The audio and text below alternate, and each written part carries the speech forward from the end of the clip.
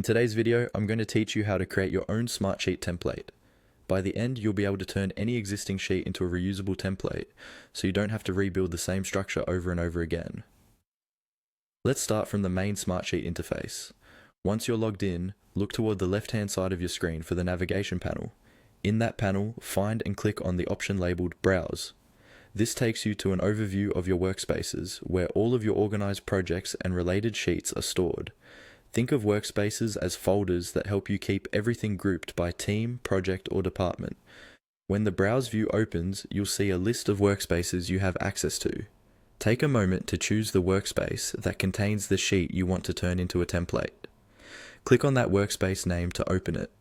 Inside, you'll see all of the items associated with that workspace, such as sheets, reports, and dashboards. Next, locate the specific sheet you want to use as the base for your template. This should be a sheet that already has the structure, columns, formatting, and maybe even formulas that you want to reuse in future projects. Click on the sheet name once to select it. You do not need to open the sheet fully in a new tab, just making sure it's highlighted in the workspace list is enough for this process. With the sheet selected, look toward the top of the workspace view for the toolbar. In that toolbar, find the option labeled Actions. Click on Actions to open the drop-down menu.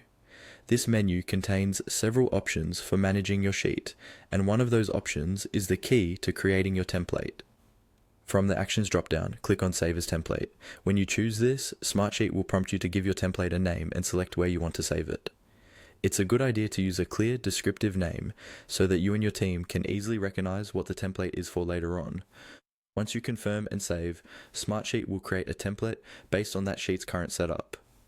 From now on, whenever you need to start a new sheet with that same layout and configuration, you can simply create a new sheet from your